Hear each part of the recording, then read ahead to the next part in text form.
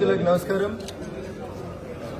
10 సంవత్సరాల పైశాచిక పాలనలో టీఆర్ఎస్ ఎలియాస్ బీఆర్ఎస్ ఎట్లయితే రైతుల్ని అర్ధరాత్రులు అరెస్ట్ చేసి మల్లన్న సాగర్ లాంటి ప్రాజెక్టుల పేరిట రైతులకు బేడీలేసిరో అదే రీతిలో ఇవాళ ముఖ్యమంత్రి మారిండు, మా ప్రభుత్వం మారింది, ప్రజా పాలన వస్తుందని ఆశిస్తున్నటువంటి ప్రజలకు ఏం మిగిలిందంటే మళ్ళా గదే అర్ధరాత్రి అరెస్టు తప్ప ఇంకొకటి మిగిలలేదు.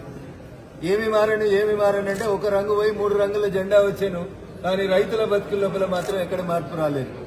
నిజంగా ప్రాజెక్టు కట్టాలనే ఆలోచన ఉంటే ఫార్మాసిటీ పేరిట గత ప్రభుత్వం ఎక్వైర్ చేసినటువంటి భూములని, ఫార్మాసిటీ పేరిట డెవలప్ చేసినటువంటి భూములని ఫార్మా కంపెనీలకు ఇవ్వకుండా పాత ముఖ్యమంత్రి, పాత టీఆర్ఎస్ పాలకులు ఏ తప్పులు చేసిరో, నేను గజ్వేల్కు ముఖ్యమంత్రిని, నేను సిద్దిపేటకు మంత్రిని, నేను సిరిసిల్లకు మంత్రిని ఈయన కొడంగల్కి తీసుకుపోయి కూడా పెట్టి, ఆయన గజ్వేల్కి గడా పెట్టుకుంటే ఈయన కొడంగల్కి కూడా పెట్టుకున్నాడు. ఆయన మల్లన్న సాగర్ గట్టి రాత్రిపూట రైతులను అరెస్ట్ చేస్తే ఈయన పారిశ్రామిక వాడ తీసుకొస్తా అని చెప్పి ఈయన రాత్రిపూట రైతులను అరెస్ట్ చేస్తా ఉన్నారు. అందుకని టీఆర్ఎస్ పాలనైనా కాంగ్రెస్ పాలనైనా పాలకుల కుర్చీలో కూర్చునేటువంటి వ్యక్తులు మారిండ్రు గాని రైతుల బతుకులు మారలేదు. ఆ రోజు మిర్చి అమ్ముకుంటామని పోతే ఖమ్మం మిర్చి యార్డ్ లోపల రైతులను అరెస్ట్ చేసి బేడీలేస్తారా అని రంకెలేసిన రేవంత్ రెడ్డి మల్లన్న సాగర్ లో అర్ధరాత్రి పూట ఊర్లను ఖాళీ చేపిస్తుంటే వచ్చి 48 గంటలు అక్కడ నిరాహార దీక్ష చేసినటువంటి రేవంత్ రెడ్డి గారు ఈయన ముఖ్యమంత్రి అయిన తర్వాత లగిచర్ల సంఘటన తర్వాత రాత్రిపూట అరెస్టులు ఎందుకు కొనసాగిస్తారో చెప్పాలి.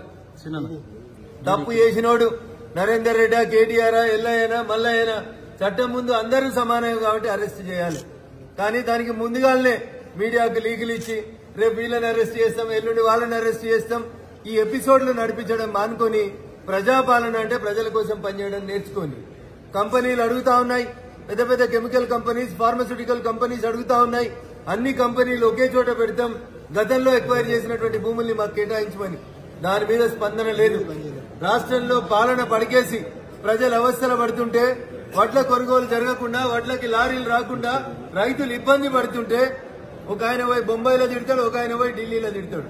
ఇద్దరు పోయి చెర్లపల్లిలో ఉండాల్సిన వాళ్ళే, ఒకడు ఉండొచ్చిండు, ఇంకోటి ఉండాల్సినోడు రేపో మాపు.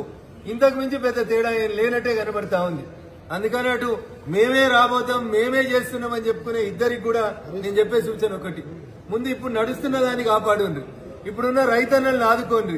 మూసీ పేరిట, హైడ్రా పేరిట వడ్ల కొనుగోలు జరపక, సన్న వడ్లు కొనుగోలు చేయక రైతుల్ని ఇబ్బంది పెడుతున్నటువంటి రాష్ట్ర ప్రభుత్వం ముంబైలో నువ్వు చేసేదేం లేదు, ఢిల్లీలో పోయి ఆయన చేసేదేం లేదు.